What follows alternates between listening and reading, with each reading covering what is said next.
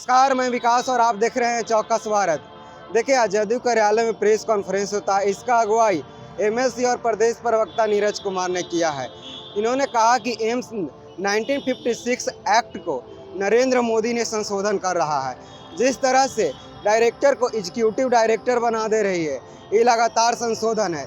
देश में अपना संविधान मोदी सरकार लाना चाहती है। उन्होंने कहा कि एम्स हो, IIT हो, जिस तरह से लगातार उसमें मोदी सरकार हस्तक्षेप करके डायरेक्टर को एग्जीक्यूटिव डायरेक्टर बना देना है। ये वन नेशन वन रेगुलेशन की बात कैसे है? जिस तरह से मोदी सरकार बात करती है कि एक देश एक नियम होना चाहिए, तो एक नियम होना तो चाहिए, लेकिन जो नियम पहले बना हुआ है उसको आखिर क्यों तोड़ रहे हैं? चलिए उनकी बातों को सुनिए, क्या कुछ बोल रहे हैं। हम आप साथियों का ध्यान आकर्षित करना चाहते हैं कि केंद्र की मोदी सरकार एक देश एक कानून की बात बोलता है। एक देश एक कानून। हम उनसे यह जानना चाहते हैं कि all India institute of medical sciences act 1956, जिसके तहत दिल्ली एम्स और यह तय किया गया उस समय कि चाहे पटना हो, भोपाल हो, ऋषिकेश हो, जोधपुर हो, भुवनेश्वर हो, रायपुर हो, ये सब एम्स एक्ट 1956 के अंतर्गत बना। लेकिन केंद्र की जुमलेबाज सरकार ने एक्ट में संशोधन कर दिया। डायरेक्टर के पद को पदक्रमित करके उसको एग्जीक्यूटिव डायरेक्टर बना दिया। सवाल नंबर 1, आदरणीय प्रधानमंत्री जी, आप बताइए, Indian institute of IIT management है, IIT है, दूसरी संस्थाएं हैं, वहां तो डायरेक्टर का पद है। तो आपने एग्जीक्यूटिव डायरेक्टर का पद एक्ट में संशोधन करके कैसे कर दिया? और उसके पीछे मंशा क्या आपकी है? ये आंकड़े बताते हैं। एम्स नई दिल्ली 216 एकड़ में बना हुआ है। उसका मानव स्वीकृत बल है 11,627 और बेड है 1,637। एम्स पटना 100 एकड़ में स्वीकृत मानव बल मात्र 4,089, बेड है 960। एम्स देवघर, बाबा भोले को भी नहीं बख्शता, महादेव का पर भी लग गया, 236 एकड़ जमीन लिया और बेड है कितना? 750, 1,153। एम्स दरभंगा, जिसके लिए ये लोग को मचा रहे हैं, बेड मात्र स्वीकृत कितना है? 760, कुल लागत 1250 करोड़। तो बताइए, तो इससे ज्यादा बेड तो DMCH में आज है 1030। तो एक देश एक कानून हो गया, तो अलग अलग एम्स में अलग अलग बेड क्यों? अलग अलग मानव बल क्यों? ये हम जानना चाहते हैं। और अभी आपको वीडियो दिखाया गया, माननीय प्रधानमंत्री नरेंद्र मोदी जी सनातनी है, सनातन धर्म के तथाकथित अलमंगार 12 अगस्त 2023 श्रावण महीना कृष्ण पक्ष एकादशी की, श्रावण महीना कृष्ण पक्ष एकादशी को कहते हैं कि दरभंगा में एम्स खुल गया। 12 अगस्त एकादशी है। केंद्रीय स्वास्थ्य मंत्री मनसुख मांडविया ट्वीट के माध्यम से कहते हैं कि दरभंगा में बिहार सरकार की द्वारा दी गई बढ़ती भूमि एम्स निर्माण के लिए सही नहीं है। भाद्र मास शुक्ल पक्ष प्रतिपदा, ये लोग सनातन धर्म 16 सितंबर 2023 सहकारिता मंत्री अमित शाह कहते हैं कि दरभंगा एम्स के लिए जो जमीन दी गई वो गड्ढा है, इसके लिए एम्स का निर्माण रुक गया। 25 सितंबर 2023 फिर एकादशी आ जाता है। गोपाल जी ठाकुर कहते हैं एम्स बनाने पर कोई एतराज नहीं है, बिहार सरकार जहां चाहती है वहीं एम्स बनेगा। वहां के एक स्थानीय सांसद और केंद्रीय स्वास्थ्य राज्य मंत्री ने सुनियोजित तरीके से मिथिलांचल का अपमान करने के लिए, मिथिला की लोगों की भावना का अपमान करने के लिए एम्स को रोकने की कवायद की थी। इसमें कौन सही है, कौन बड़ा राजनीतिक जालसाज है? प्रधानमंत्री कह रहे हैं एम्स खुल गया, सहकारिता मंत्री कह रहे हैं वहां गड्ढा, एम्स नहीं बनेगा, उनके स्वास्थ्य मंत्री कह रहे हैं कि जो जमीन दी गई वो सही नहीं है, वहां के सांसद कह रहे हैं कि जहां सरकार देगी जमीन वहीं बनेगा। इसका क्या मतलब है? ये तो साफ तौर पर यह बताता है कि दरभंगा एम्स के निर्माण में राजनीतिक ईर्ष्या बरती गई और राजनीतिक ईर्ष्या के चलते जानबूझ करके काम को रोका गया। और सवाल मेरा ये है कि एम्स एक्ट जो बना हुआ है उसमें आपने संशोधन कर दिया, तो आप जमीन ले रहे हैं कहीं 200 एकड़, कहीं 250 एकड़, अब बेड की संख्या कम क्यों करते जा रहे हैं आप? जो राज्य सरकार के भी अस्पताल है उससे भी कम बेड आप दे रहे हैं। यह सवाल हम आपके माध्यम से जानना चाहते हैं। इनके एम्स से ज्यादा तो बिहार के अस्पताल में बेड है। PMCH पटना 1754 बेड बढ़ाया जा रहा है 5462। IGIMS है भाजपा शासित प्रदेश में कहीं है कि मुफ्त में इलाज भी होगा, मुफ्त में जांच भी होगा और दवा भी मिलेगी। 1170 बेड को अब बेड बढ़ाया जा रहा है 1670।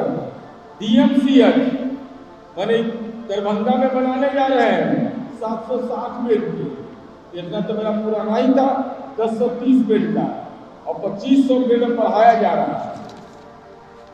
अब अगला सवाल मेरा है भारतीय जनता पार्टी से कि भारतीय जनता पार्टी यह बताए, और खास करके वो खून पेशाब पैखाना जांच के डॉक्टर है doctor Sanjay Jaiswal, parliamentary standing committee के वो सदस्य हैं। उस कमेटी ने अपनी रिपोर्ट में लिखा रिव्यू करने के बाद कि चूंकि सारे एम्स एक्ट 1956 के अंतर्गत स्थापित है, इसलिए सभी 16 नए एम्स को नई दिल्ली के समान मानते हुए एग्जीक्यूटिव डायरेक्टर के पद पर डायरेक्टर के पद पर नियुक्ति होना चाहिए। और इस पर केंद्र सरकार चुप्पी मार के बैठ गई। तो अलग अलग राष्ट्रीय संस्थानों के अलग अलग मानक क्यों होंगे, ये सवाल मेरा है। और अगला सवाल मेरा है कि जब पटना में एम्स खुला तो यहां बहालियां हुई, हालांकि इसमें इनका कोई योगदान नहीं है। एम्स यूपीए की सरकार में खुला और यहाँ के नियुक्ति में अनियमितता पाई गई। आर्या कमेटी बनी, आर्या कमेटी ने अपना प्रतिवेदन दिया और कहा कि इसमें ये गड़बड़ियां हैं, इन लोगों के खिलाफ कार्रवाई करिए। 3 सितंबर 2014 को एम्स पटना की अनियमितताओं की जांच रिपोर्ट जमा किया गया। नरेंद्र मोदी की सरकार का पदार्पण हो गया और वो रिपोर्ट पर कुंडली मार करके बैठ गए। एम्स जैसी संस्था के साथ कैसा राजनीतिक दुराचार इन लोगों ने किया। जांच कमेटी की रिपोर्ट आई, जानिए, आप आश्चर्यचकित हो जाइएगा। आदमी कार्यरत है डॉक्टर अजीत सक्सेना, इनकी योग्यता है MSc जूलॉजी और PhD इन जूलॉजी। इलाज किसका कर रहे हैं? Pathology and lab medicine MD होना चाहिए। इसकी योग्यता है professor pathology and lab medicine के पद पर यह कार्यरत है। डॉक्टर अजीत सक्सेना, फिर मैं इसको रिपीट कर देता हूं। Doctor Ajit Saxena, professor pathology and lab medicine. Qualification इस पद के लिए था पैथोलॉजी एंड लैब साइंस में MD। इनकी डिग्री है MSc zoology and PhD in zoology. Modi है तो मुमकिन है। MSc जूलॉजी और PhD जूलॉजी वाला प्रोफेसर पैथोलॉजी और लैब मेडिसिन है। जिन लोगों को हमारी पार्टी ने दिया, भारतीय जनता पार्टी में थे, वार्ड सदस्य नहीं बनाया था और नीतीश कुमार जी ने सदस्य बिहार विधान परिषद बना दिया। और जिसको जाना है जाके तबला बजाते रहिए। नीतीश कुमार की पार्टी पर कोई एगो पंचायत का वार्ड का अध्यक्ष इन लोगों के पक्ष में इस्तीफा देगा। इन लोग का मार्केट टाइप नहीं बढ़ा रहे हैं।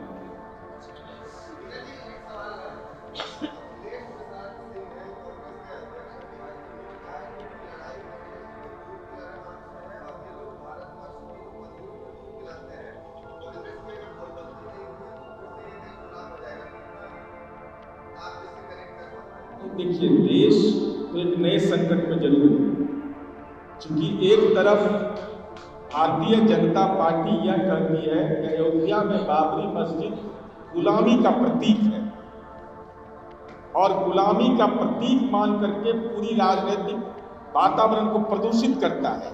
और यही भाजपा की सरकार, जिसको गुलामी का प्रतीक मानती है, अयोध्या में बाबरी मस्जिद बनाने के लिए जमीन देती है, मंदिर तुड़वाती है, लेकिन मंदिर बनाती नहीं है। राष्ट्रीय राजमार्ग के विकास में बिहार एकमात्र राज्य है कि जहां मंदिर और मस्जिद टूटे तो माननीय नीतीश कुमार जी ने कहा कि नहीं, वहां मंदिर बनाइए, मस्जिद बनाइए, उसकी स्थापना की। उदाहरण स्वरूप आप अटल पथ से लेकर के दूसरे जगह पर देख लीजिए। लेकिन वाराणसी में आज भी शिवलिंग वाराणसी के लंका थाना में हाजत में बंद है, महादेव वहां बंद है। भारत माता का मंदिर तोड़ दिया गया। जहां मध्य प्रदेश में उज्जैन में रुद्र हनुमान मंदिर को तोड़ दिया गया। तो स्वाभाविक है कि गणेश जी को दूध पिला देंगे, क्या कर देंगे। ये तो निश्चित रूप से देश के अंदर में धर्मांधता का, और धर्मांधता भी फर्जी धर्मांधता है देश के अंदर में। तो देश के अंदर में जो वातावरण ये लोग बना रहे हैं, तो देश को, भाई आदरणीय प्रधानमंत्री जी ने क्या कहा, लाल किला के प्राचीर से क्या बोला, 1000 वर्ष से देश गुलाम है। 1000 वर्ष अंग्रेज रहे थे क्या? तो बनाया हुआ किसका है? तो शाहजहां का बनाया हुआ है। तो शाहजहां के बनाए हुए लाल किला पर झंडा फहराने में इनको लाज नहीं लगता है। और अपरोक्ष रूप से यह कहते हैं कि भाई ये गुलामी का प्रतीक है। तो ये देश में ऐसे जुमलेबाज और देश के संविधान को बदलने की तैयारी, समाज के जो गरीब तबके हैं उनका दुश्मन, पिछड़े वर्ग और अति पिछड़ा वर्ग की छात्रवृत्ति बंद कर देने वाला, बाबू जगजीवन राम छात्रावास योजना बंद करने वाला, ये तो गणेश जी को कभी दूध पिलाएंगे, कभी हो सकता है गणेश जी जैसा खुद नहीं दूध पी करके वोट मांगने लगे। क्योंकि बजरंगबली के नाम पर वोट मांग लिए तो अब 33 करोड़ देवता है। अब 33 करोड़ देवता को तो हम लोग मलमास से विदा किए हैं। पूरे देश में घूम करके इसका फर्जीवाड़ा का उद्भेदन करिए। तो ये लोग कब क्या कर देंगे कोई ठिकाना नहीं। आपने सुना होगा, ये नीरज कुमार MSc और प्रदेश प्रवक्ता है। इन्होंने दरभंगा एम्स को लेकर लगातार मोदी सरकार पर कर रहे हैं। इन्होंने कहा कि मोदी जी बोलते हैं कि दरभंगा में एम्स खुल गई है, और उन्हीं के सहकारिता मंत्री यानी कि अमित शाह गृह मंत्री बोलते हैं कि वहाँ पे ज़मीन पे गड्ढा नहीं होने के कारण दरभंगा के काम में रुकावट आ गई है। और वहाँ के सांसद बोलते हैं, यानी कि जिस तरह से लगातार दरभंगा को लेकर सियासत तेज हो गई है उस पर प्रश्न खड़ा हो रहा है। उन्होंने कहा कि वहाँ दरभंगा को जो सांसद वो कहते हैं कि बिहार सरकार ज़मीन ही नहीं देती है। तो इन्होंने कहा कि सेंट्रल और बिहार सरकार में पॉलिटिकल रार के कारण नरेंद्र मोदी दरभंगा एम्स को जो देने के वादा किए थे वो आज तक नहीं पूरा किए हैं। आप देख रहे हैं चौकस भारत, मैं विकास कुमार पटना, धन्यवाद।